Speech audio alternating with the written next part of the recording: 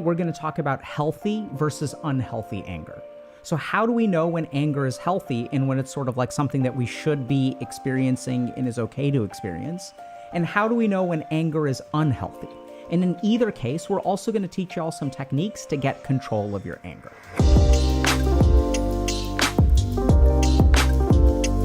So anger is an incredibly tricky emotion because, first of all, it causes us to lose control, right? When we get angry, we tend to do things that we will regret later. We tend to damage relationships, maybe shoot ourselves in the foot in terms of like work or school or things like that. The anger gets control of us, and then we end up doing things that we regret. The other reason that anger is such a problem is because we know that anger causes people to do things that they regret. And so then what we do as a society is we tend to demonize anger, right? When people are publicly pissed off or they express their anger in some way, we all retreat from anger. So as a whole, we tend to demonize the emotion of anger. And so we all sort of think about, okay, like there's some emotions that are good emotions, right? Like joy and peace and tranquility and love and compassion and curiosity. All of these things are good emotions. And then there are the bad emotions like anger and sadness and guilt and shame.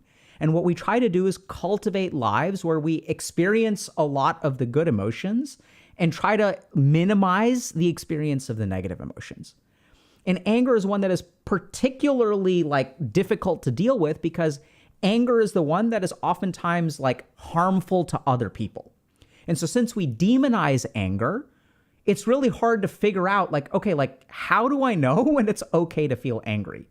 When is it okay to feel angry? What should I do if I'm feeling angry? Is this something that will hurt other people, or is this like an appropriate, healthy emotion that I should be experiencing?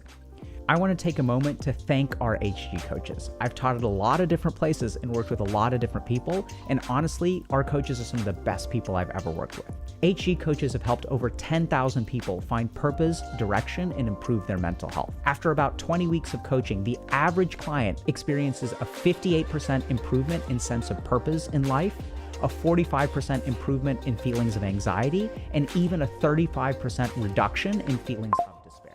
And this isn't just me saying this. At this point, we've done this for 3 years, run 6 research studies, and even presented our findings at the American Psychiatric Association National Conference. Over 100,000 sessions later, I can confidently say this works. So if you're interested in checking out HG Coaching for yourself, go to healthygamer.gg/coaching to learn more.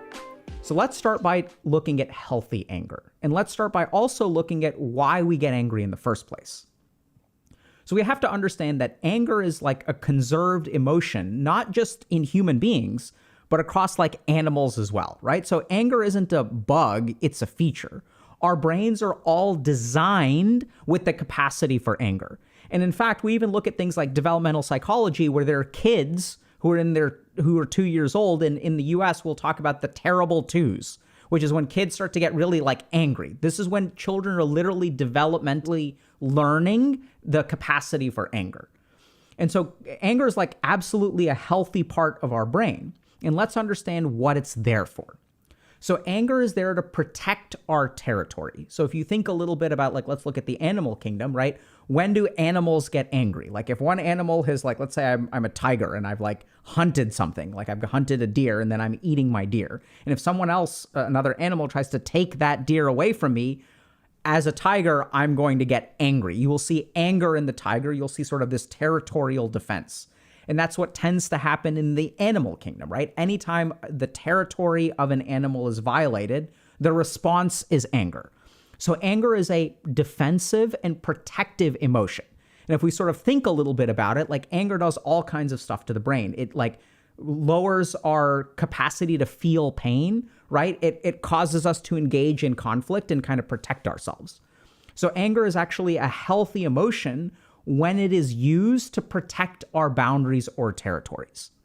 So when we sort of don't feel that healthy anger, and this is like one manifestation of unhealthy anger, we sort of become doormats, right? So when people like violate my territory, I will like let them do that.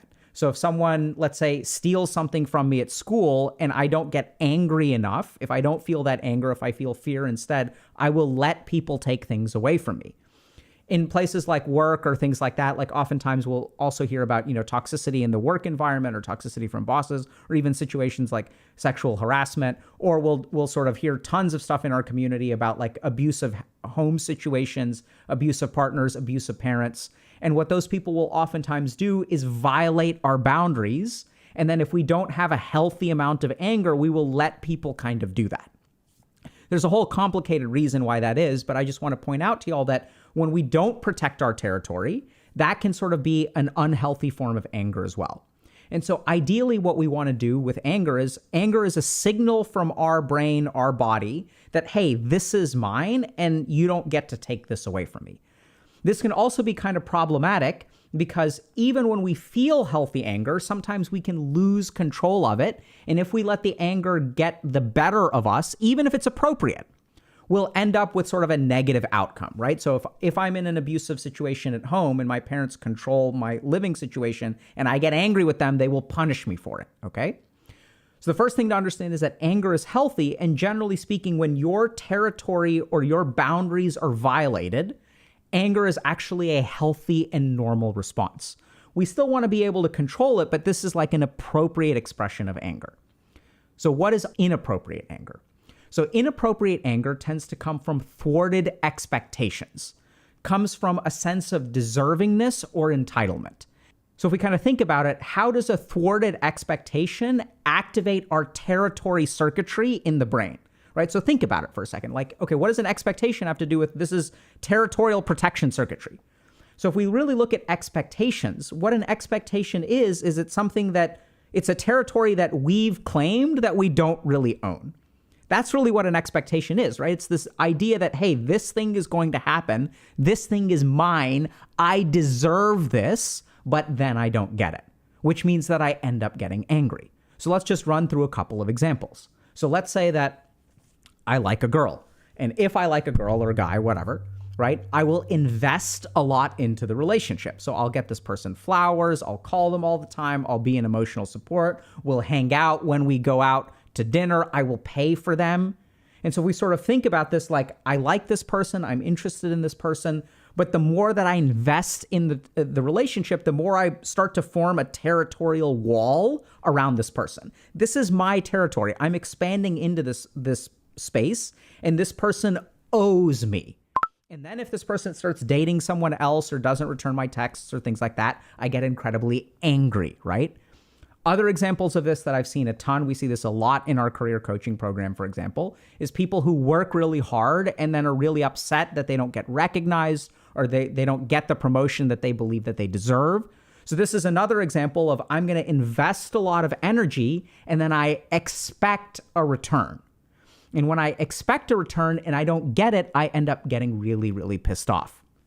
We also see this in our community with people like gamers, right? And if you play video games, you know what this is like. Because when I queue up for a particular video game and I have teammates and I'm having a really good game and someone else throws the game, I tilt really hard. And what is that? What is tilt? It's a thwarted expectation. I did not deserve to lose this game. I should have won this game because I was playing really well and this person didn't do what they were supposed to do. So I'm going to get really, really, really pissed off about it. So if we look at what is the nature of unhealthy anger, it is thwarted expectation. It is when we claim territory, right? So I've claimed that this is a win. I should be winning here. This person should love me by now. I should get this promotion. These are things that I should have and that I am entitled or owed. And so when we thwart that expectation, when that expectation gets thwarted, we lose this territory that we believe we owned. And then we get really, really pissed off. So now the question kind of becomes, okay, how do we deal with that, right? So first of all, how do we tell if this is really my territory or it's not my territory? And in either case, if I get upset, how should I deal with that? So let's understand a little bit about the physiology of anger. So when we get angry and we get kind of get this territorial violation, right? Whether it's truly our territory or not, which we'll get to, our body engages in a whole physiologic response. So we activate something called the sympathetic nervous system. So this is the part of our body that basically protects us, causes us to engage in battles. So it sort of activates our fight or flight response. And in either case, even if we're running away from things, we still need our body to be very, very focused and have a ton of energy, right? So when we get angry, we activate this part of our nervous system that prepares us for action. And the sympathetic nervous system does all kinds of other things cognitively. So it causes us to be really, really one-pointed. So it becomes really hard to think about other things. It causes us to see things in black and white. So we don't really consider all these other things that may be relevant. Like, let's say I'm playing a video game, and even if I played well, maybe, the reason that I'm having a good game is because my team has been making sacrifices for my sake, and they haven't been making those sacrifices for my teammates' sake, and that's why they're feeding. So there's all kinds of things that we don't keep track of when our sympathetic nervous system is active. We sort of get this tunnel vision, and we see in terms of black and white. So one of the key things that we can do to get control of our anger is to disable that sympathetic nervous system activation. We actually want to shut down our adrenaline response, at least temporarily. And one of the simplest ways we can do that is with breathing. So if we look at sort of anger is a concerted physiologic response, right? So we'll sort of release adrenaline. Adrenaline travels all through our body and activates all kinds of things. It changes the way that we think. It even causes us to clench our muscles, changes our facial expression. And very importantly, it changes our heart rate and our respiratory rhythm. So our heart rate starts going fast, blood pressure goes up, and our respiratory rate changes as well, right? So I'm going to breathe in an angry way. That is the pattern of angry breathing. So what can we do? So this is what's really interesting. If we change our pattern of breathing, it will actually deactivate our sympathetic nervous system. So if you look at the angry pattern of breathing, it's rapid inhalation, deep, and rapid exhalation, right? So all we need to do to reduce our anger is to slow down our respiratory rate. And one of the simplest things that you can do is just stop breathing for about 10 seconds, 15 seconds. So just pause your breath. If you're feeling angry, you can slow down your breathing. So you can stretch out one breath to 10 seconds or 12 seconds. So 6 seconds in, 6 seconds out. Or what I found is really effective is you can just pause your breathing for 10 seconds. So hold your breath and count to 10. And then breathe slowly. Okay, so that's one thing you can do. It'll literally change your physiology. Your mind will become a little bit less kind of tunnel vision. You'll be able to calm down and relax a little bit. The other thing that we're going to teach you is oftentimes when we feel angry, there's someone else involved. And so one of the things that you can do is literally tell that person that you're feeling angry and take a step back from the situation. So you can, let's say you're in an argument with someone or you're talking to your parents and they're pissing you off or whatever. You can or someone has just told you after you've invested a year of your life in getting them to fall in love with you that they're dating someone else. You can even just say to that person, hey, I'm feeling frustrated and angry right now. I need to take a step back from this conversation or this interaction. You literally say that. Hey, I'm feeling frustrated right now. I need to take a step back from this conversation. Okay? Just use those words. And then if you can, take a step back. If you're in a situation where you can't really control that, you're in the middle of a game, right? You can maybe mute them or just say, hey, y'all, I'm feeling kind of pissed off. I'm going to go on mute for a few minutes to try to focus, get my focus back.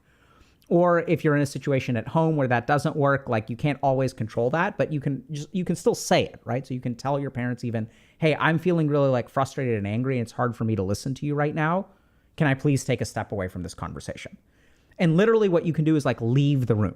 And I've used this actually in clinical settings as well, which is if there's a patient who's yelling at me when I'm trying to help them in the emergency room, sometimes, first of all, it's appropriate for me to be angry with them. And this is something that I learned, which is really bizarre, right? So I was training in residency at the time. And there was a patient who was high on cocaine and was very abusive to the staff. I went in to try to help them. They started cussing me out and using racial slurs and things like that. And so I went and I talked to my attending. Here's an example of healthy use of anger, by the way. So he goes in and he walks right in and says, hey, you can't be doing this. This is completely inappropriate. You're in a hospital. There are nurses here. There are doctors here. Everyone's here to help you.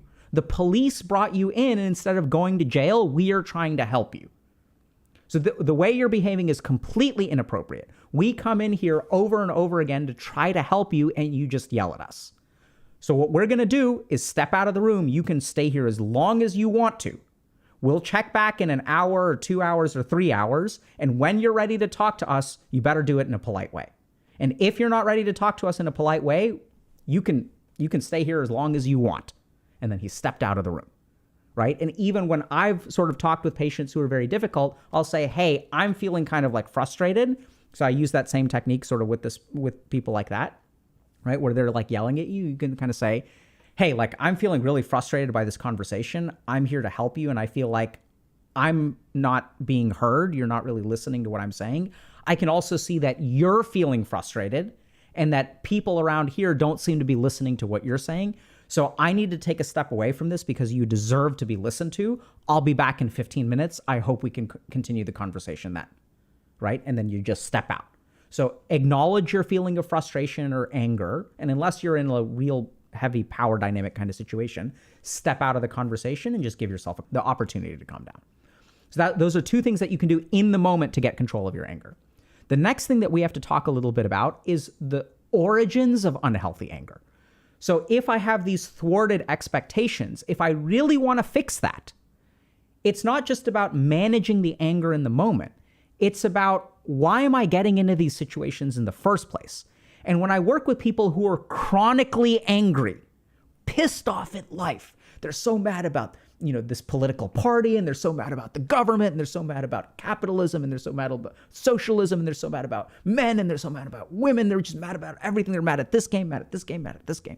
What's going on with those people who are chronically angry? These people have inappropriate expectations. So this is what's really tricky, is when we get angry, oftentimes the mindset that we'll have is, I deserve this, right? And since I didn't get something that I deserve to be angry, and the anger is justified. But if you really want to get control over anger, it's not about what you deserve. It's about what you expect. So there are all kinds of people who deserve all kinds of things, but that doesn't necessarily make them angry. The anger, and this is where, like, I work with people who are, 15 years old and have been diagnosed with cancer. Some of them will get really angry, but some of them won't. And they'll say, I don't deserve this. It makes me sad. It's unfortunate, but I'm not going to get pissed and tilt about it. How do I move forward? So even in those situations, stuff happens all the time to people that they don't deserve, but they don't necessarily get angry about it, right? It's okay to feel some amount of anger, but the key thing is, if you want to stop being angry, like all the time, what you really need to focus on is not what you deserve, but how did you come to expect this? And as we recognize that, we will start to get a lot of long-term control over our anger. So pay attention to, instead of asking yourself, what do I deserve? Ask yourself, why did I expect this to happen? Right? And that's where a lot of really, really like healing stuff starts to happen. That's where you start to get a lot of insight into your own behavior, into the behavior of others. Why did I expect that this person would date me? Because each time I gave them something, I wanted something in return, but I never actually let them know, right? I never actually went out and asked them. Why did I expect to be promoted? There are 4 people who are up for promotion. Why did I believe I was entitled to this? It's because I worked really hard. Well, the other 3 people may have worked really hard too, right? But why did I think I expect it? So this is where you really have to tunnel down into why you expect this in the first place. And this is what we try to really help people with, especially in things like career coaching, is understand that what you expect and what you do are 2 separate things. And there's a beautiful way to kind of think about this, which is that what we sort of encourage people to do is focus on the actions, but don't expect a particular outcome. So if you're working really hard towards something, don't do it in the expectation that you're going to get something back. So if you have a friend that you're attracted to, or if you have a friend, if you want to support them, you should support them because you think that's the right kind of thing to do, not because you want to be owed something in return. And similarly at work, that's the kind of situation. I know this is like kind of weird and may even be counterintuitive, but if you want to go the extra mile because you want to learn something or because you want to help the company. And if they fail to recognize that, that's on them. So this is really important, that if we really want to get to the origins of that unhealthy anger, it comes from our expectations. And specifically from our somewhat inappropriate expectations. Because in this world, we can't control what other people do. And the whole point of unhealthy anger is we are expecting someone else to do something. We are taking territory over someone else's behavior. And when they don't behave the way that they're supposed to, they're feeding, they're not going out with me, they decided to promote someone else, we get pissed. But this is the key thing. We can't actually control that, right? We can't make anyone fall in love with me. I don't get to determine every time I queue up who's on my team, right? I don't get to determine who my boss picks to promote. All I can control is my actions. And so that's what you should really focus on. And so try to figure out, okay, where did I start to expect this? Why did I expect this? How did this expectation build up? And as you go through that process, what you'll start to discover is that some of the expectations you have in life are a little bit inappropriate. And as you start to adjust your expectations, now this has nothing to do with what you deserve or how much effort you put in. This is what's also a little bit tricky. It's like I can work really hard and try to do a good job and still not expect that something goes my way. This is also something, just to give you all an example of like the nuance of this. So as a doctor, right, I can go to work and I can do a really good job and I can try my hardest, but I can't necessarily save a life. And that's what's so tricky, is that when we work really hard, we think, oh, I deserve to save this life, or I did everything that they could. Why isn't this person living? It's just not how it works. So medicine teaches you how to walk that tightrope really well, which is that in this life, all you can do is like control your actions, but you can't control how anyone else responds.